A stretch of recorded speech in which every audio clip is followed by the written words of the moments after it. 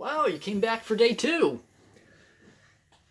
Last time we've established the uh, unmet need for um, better,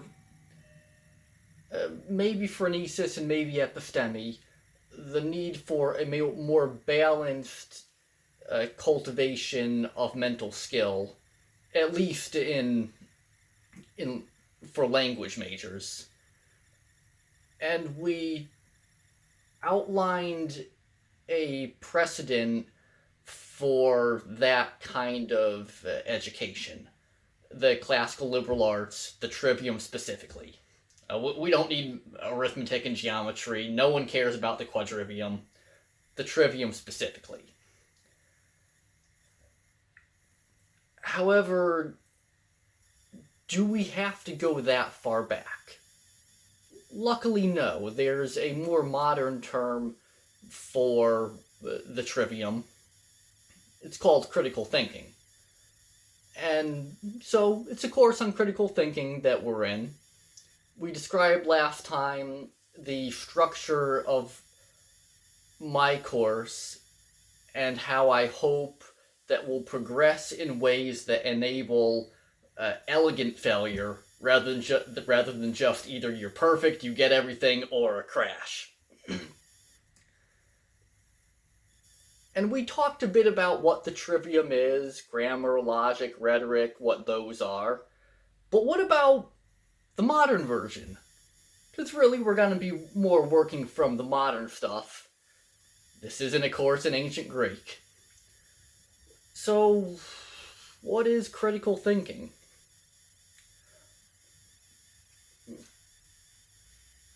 It does involve rhetoric, presenting your arguments in a good way, or a persuasive way, and it does involve grammar. You need to have good grammar to be persuasive. Episteme is useful, but there is an emphasis on phronesis, practical wisdom, because oftentimes whether something's a good idea or not is what you're actually debating. But the fundamental bulk of critical thinking is episteme. It lies within the realm of logic. Good logic is the core of critical thinking. And logic is abstract.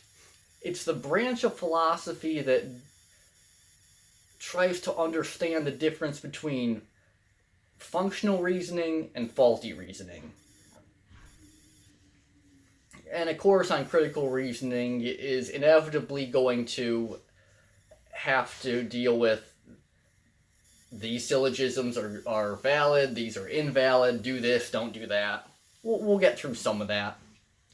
But that can get long and boring, so we won't focus on it too much, because we want to keep it conversational.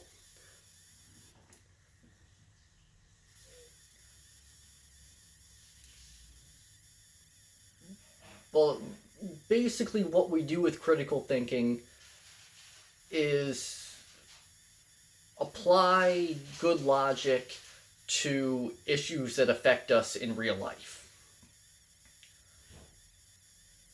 And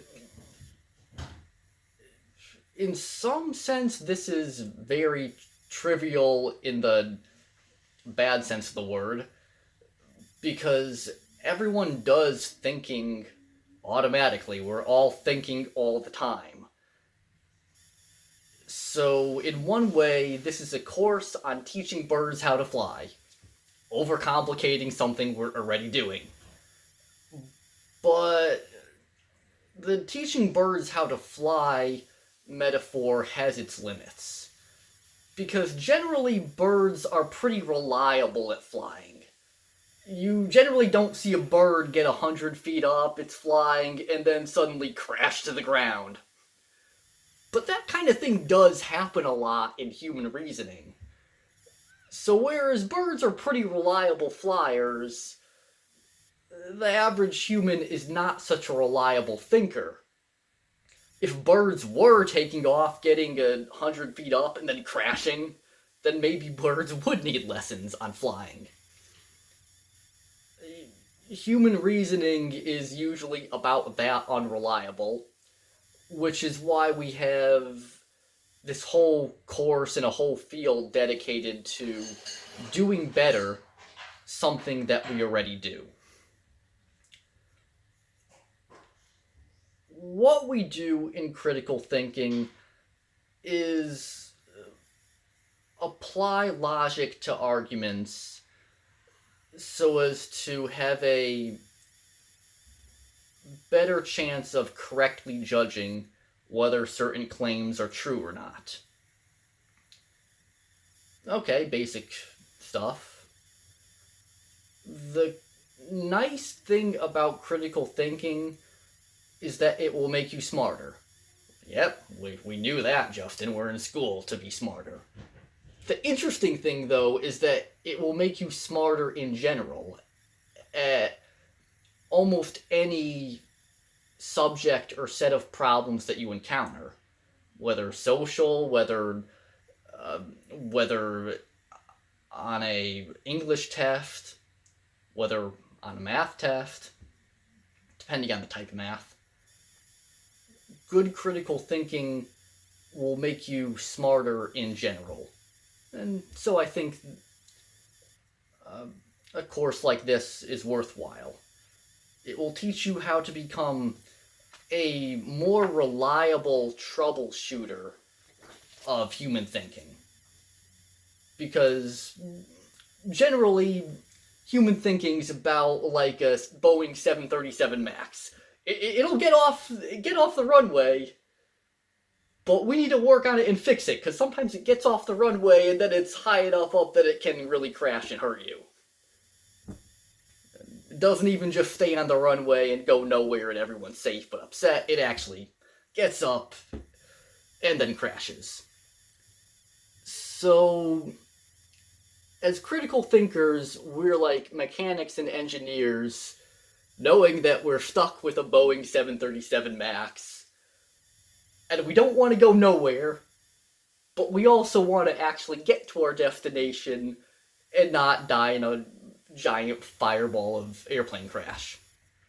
So we need to fix this plane. We need to go over every little thing and figure out what in the world is wrong with it and fix it. In critical thinking, we're generally not working on that plane. Although I hope the people who are working on that plane are good critical thinkers. If not, that's how you get planes that don't fly. But we're going to apply that kind of skill set to everything. And hopefully that will make us more successful people in life in general.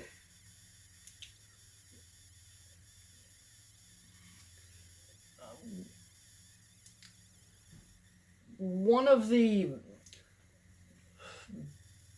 biggest recent philosophers of critical thinking, if you want to try to look up what critical thinking is from someone else besides me, is Karl Popper.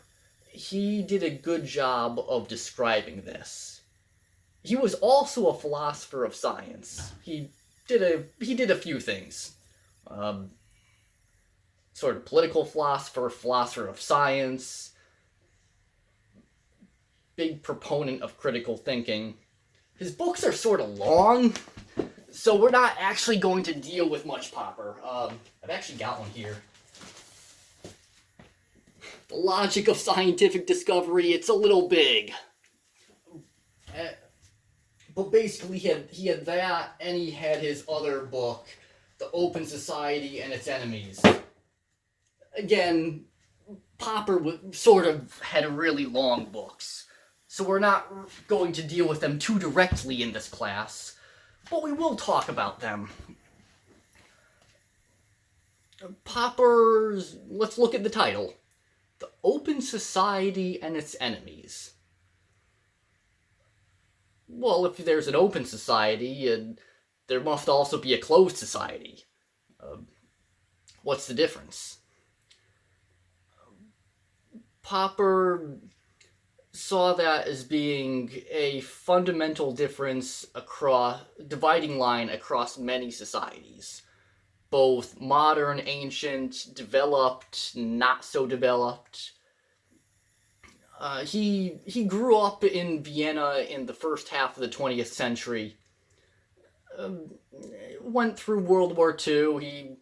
He saw many different governments come and go. Liberal German ones that were nice but didn't work.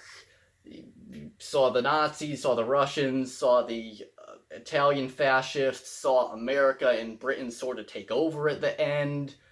He got out, and actually he got far out. He got all the way to New Zealand.